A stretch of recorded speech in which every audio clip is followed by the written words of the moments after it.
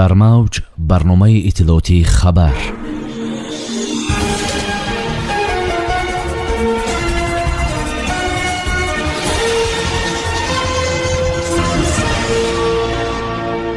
ҳамдардии пешвои миллат Эмомалӣ Раҳмон ба аҳли хонаводаи шахсони ҳалок шуда бар асари боридани борони зиёд ва рух додани офати табиӣ. моҳи октябр дар Тоҷикистон 1050-солагии олими барҷастаи Шарқ Абурайҳони Берунӣ ҷашн гирифта мешавад.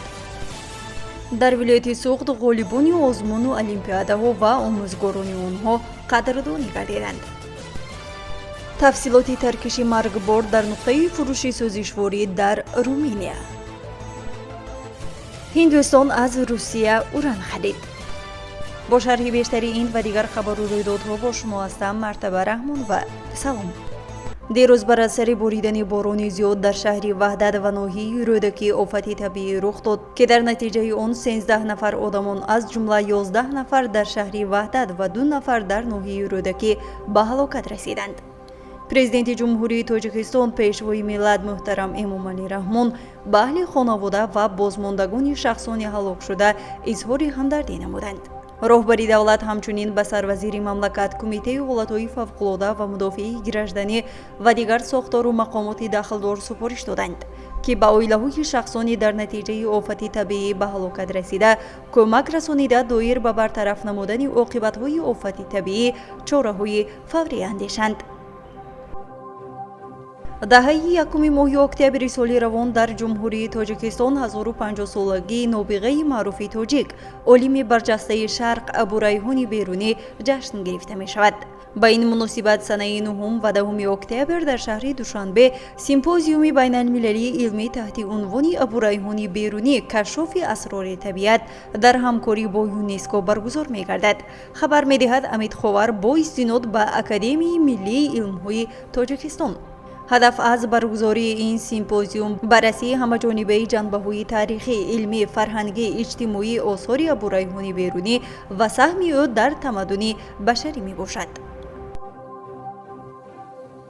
роҳбарияти вилояти Суғд ва вазорати маориф ва илми ҷумҳурии Тоҷикистон қариб ба 50 нафар хонандагони муассисаҳои таҳсилоти миёнаи умумӣ, ғолибони озмуну олимпиадаҳо ва омӯзгорони онҳо 345 000 сомонӣ мукофоти пулӣ супориданд. дар ин хусус Амид Ховар бо истинод ба хадамоти матбуотии раиси вилояти Суғд хабар медиҳад. раиси вилояти Суғд зимни суҳбат дар ҳузури омӯзгорону хонандагон бо ёдоварӣ аз ғамхориҳои асосгузори сулҳу ваҳдати миллӣ пешвои миллат президенти ҷумҳурии Тоҷикистон муҳтарам Эмомалӣ Раҳмон нисбат ба соҳаи маориф изҳор дошт ки ҷиҳати таъмини иҷрои ҳидоятҳои созандаи пешвои миллат солҳои охир аз ҷониби мақомоти иҷроии ҳокимияти давлатии вилоят иқдоми шоиста амалӣ мекарданд. маҳз дар натиҷаи заҳмати аҳли маориф ва муносибати ҷиддиву эҷодкоранаи онҳо хонандагони муассисаҳои таҳсилоти миёнаи умумии вилоят дар олимпиадаву озмунҳои ҷумҳуриявию байналмилалӣ фаъолона иштирок намуда соҳиби мақому ҷоизаҳои мукофотӣ мегарданд.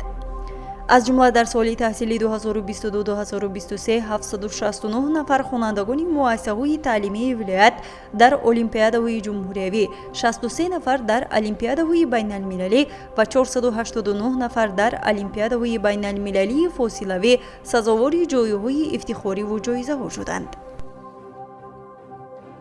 бар асари силсила таркишҳо дар нуқтаҳои фурӯши сӯзишворӣ дар Руминия даҳҳо нафар маҷрӯҳу кушта шуда, ҳазорҳо нафари дигар аз минтақаи ҳодиса берун оварда шуданд.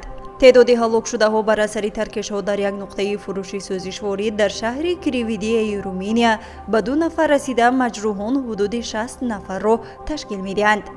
дар ин бора раиси шӯрои музофоти Димбовитсия Корнелиус Стефан иттилоъ дода, тафсилоти дигари силсила таркишҳоро ки шаби 26 ва 27 август рух доданд ироа намуд. ҳоло комиссияе ки аз ҳисоби коршиносони вазорати муҳити зисти Руминия ташкил шудааст, сифати ҳаворо дар минтақаи хатарнок таҳти назорат қарор додаасту сипас дар мавриди бозгашти сокинон қарор мекунанд. мақомоти Руминия изҳор медорад ки аз рӯи ҳолати ин ҳодиса додистони кулли кишвар парвандаи ҷиноӣ боз кардааст. русия барои бори аввал дар 4 соли охир навъи металли нодир уранро ба Ҳинд интиқол додааст ки ҳаҷми он даҳҳо тоннаро ташкил медиҳад. روسیه به هند به مبلغی بیش از 13.5 میلیون دلار آمریکایی مواد اوران فروخته است. در این باره خبرگزاری ریا نوستی در پی تحلیل اموری وزارت سودای و صنعت هندوستان اطلاع داده است. منبع تاکید کرده است که انتقال این مبلغ ماه ایون سال روان صورت گرفته است که نخستین بار در 4 سال اخیر می باشد. پیش از این روسیه به هند اوران را سال 2019 فروخته بود. در همین جا می رسیم به فرجام برنامه اطلاعاتی خبر. تا برنامه‌های دیگر، خیر. برنامه اطلاعاتی خبر. از رویدادهای تاجیکستان، منطقه و جهان آگاه باش.